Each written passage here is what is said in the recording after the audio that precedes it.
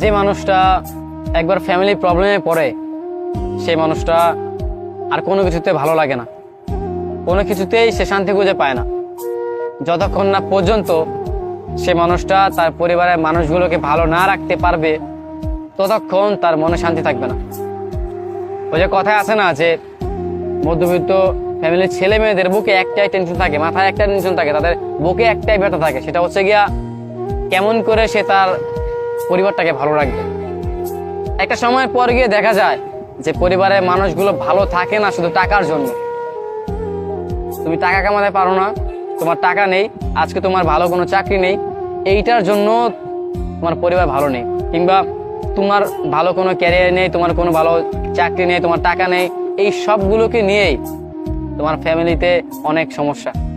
একটা সময় পর গিয়ে দেখা যায় যে আসলেই পরিবারের মানুষগুলোর কষ্ট দেখলে নিজের কষ্ট ধরে রাখা যায় না। আপনার যেই কষ্টটা হয় পরিবারের মানুষগুলোকে দেখলে, সেই কষ্টটাকে কারোর সাথে বলতে পারবেন? কখনোই না।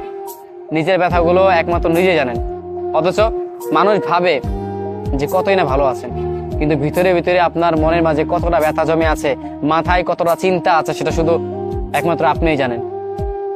আপনার কষ্টগুলো একান্তই আপনার। মানুষ আসবে যাবে, কিছুটা সান্ত্বনা দেবে, এতটুকুই, আর কিছুই না।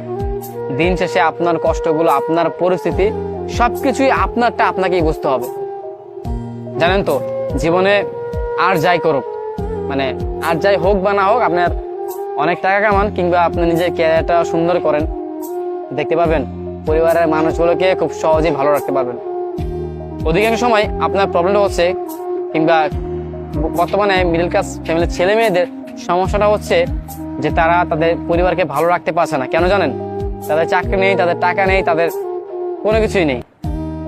নিজের পরিবারকে ভালো রাখতে চায়, অথচ তার কোনো চাকরি নেই, তার টাকা পয়সা নেই, তার সুন্দর ক্যারিয়ারও নেই।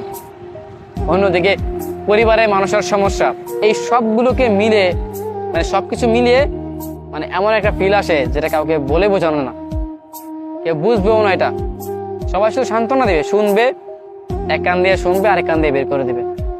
পরিস্থিতি যার, শুধু সেই বোঝে সেটার ব্যথা কতটা কষ্টকর, কতটা কষ্টদায়ক, এটা শুধু সেই বোঝে। বর্তমানে আমি কিংবা আপনি যেই পরিস্থিতিতে আছি, আপনার যেই কষ্টটা আছে, সেটা শুধু আপনিই জানেন, অন্য কেউ না।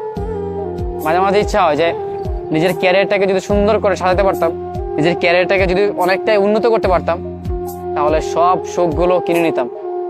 যেই জিনিসটার জন্য আজকে ফ্যামিলির মন খারাপ, যেই জিনিসটার জন্য আজকে ফ্যামিলিতে সবাই ভালো নেই, ফ্যামিলিতে এই সমস্যা সেই সমস্যা, সেই সমস্যাগুলো সমাধান করে ফেলতাম।